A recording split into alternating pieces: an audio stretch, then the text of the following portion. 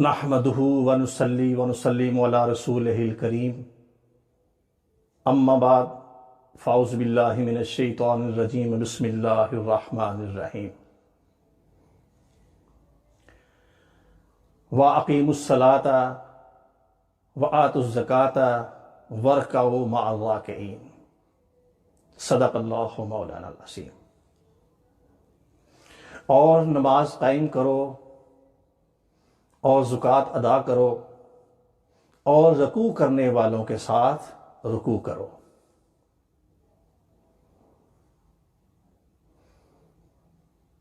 قرآن مجید فرقان حمید میں اللہ نے 82 مرتبہ نماز کو صراحت کے ساتھ فرض قرار دیا اور 700 مرتبہ تشریحتاً، اشارتاً، کنایتاً نماز کی پابندی کا حکم دیا۔ تمام فرائض عبادات میں ایمان کے بعد سب سے اونچا درجہ اور اہم ترین فرض ایمان کے بعد وہ نماز کا ہے۔ اس کو قائم کرنے کا حکم دیا 27ویں رجب کی شب حضور علیہ السلام کو جب اللہ رب العزت نے اپنے پاس ملاقات کے لیے، دیدار کے لیے بلایا اور اعلان نبوت کے بعد 11 اور 12 نبوی کو اور مکہ پاک سے مدینہ ہجرت سے 18 ماہ پہلے اللہ پاک نے 5 نمازوں کو ہر عاقل بالغ مسلمان مرد و عورت پر فرض قرار دیا۔ جب اللہ تعالیٰ نے اپنے حبیب کو واپسی پر 50 نمازوں کا تحفہ دیا اور سیدنا موسیٰ علیہ السلام کی یہ بات عرض کرنے پر کہ یا رسول اللہ، اپنی قوم کے ساتھ یہ میرا تجربہ ہے کہ استقامت کے ساتھ وہ عبادت نہیں کرتے تھے، تو آپ بھی اللہ رب العزت سے نمازوں کی تعداد میں تخفیف کروائیے۔ 9 مرتبہ آقا کریم رحمت للعالمین سرور کونین موسیٰ علیہ السلام کے کہنے پر اور مشورہ دینے پر 9 مرتبہ اللہ کی طرف اور اللہ رب العزت کی بارگاہ اقدس سے واپس موسیٰ علیہ السلام کی طرف آتے جاتے رہے اور 45 نمازوں کی تخفیف کروائی۔ تو اللہ نے اپنے حبیب سے فرمایا کہ محبوب، آپ کا جو امتی پابندی کے ساتھ دن میں ان 5 نمازوں کی جو فرض ہیں ادائیگی کرے گا، ثواب اس کو 50 نمازوں ہی کا عطا ہوگا۔ تعداد میں تخفیف کی اللہ کی رحمت، اللہ کا کرم، اللہ کا پیار اپنے حبیب سے اور اپنے حبیب کی اس امت وسطیٰ سے۔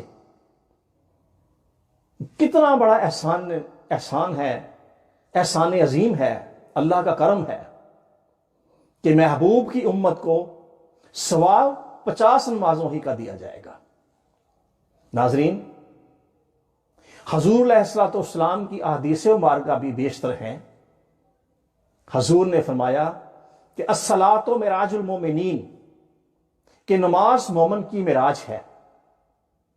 پھر فرمایا کہ الصلاۃ عماد الدین، نماز دین کا ستون ہے، دین کی پوری عمارت کا انحصار۔ یہ 4 پلر ایمان کے بعد دین کی پوری عمارت کا، نماز، روزہ، زکوٰۃ اور حج، یہ 4 ستون ہیں۔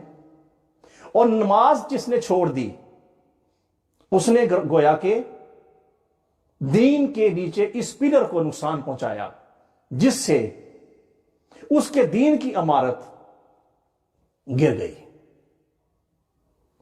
یہ وہ ستون ہے کہ نماز پڑھنے والا قبر میں، حشر میں، پلسرات پر، میزان پر اللہ کی رحمت اور اللہ کی طرف سے انعامات کا مستحق ٹھہرے گا۔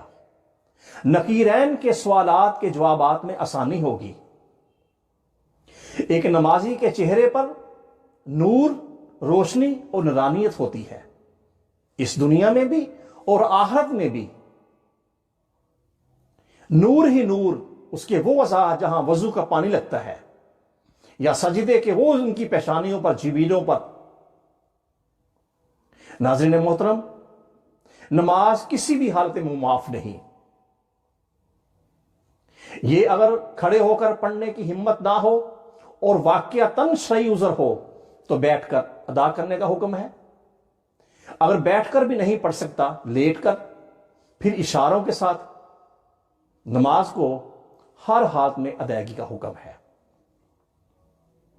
امام علی مقام سید الشہداء جو میدان کربلا میں ہیں، شہید کیے گئے، آپ نے خنجر کے نیچے، تلواروں کے نیچے، بالکل عین اس وقت جب آپ کے سر اقدس کو آپ کی جسم اقدس سے الگ کیا جا رہا تھا، تو آپ نے بھی جام شہادت نوش کروانے سے پہلے اللہ کی بارگاہ میں نماز ادا کی۔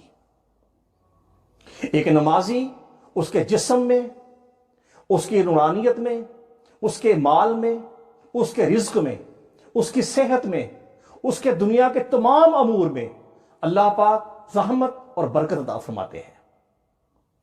اور وقت کی پابندی اور جسمانی فٹنس جس قدر نماز کے ذریعے سے حاصل ہوتی ہے، باقی کسی سے نہیں۔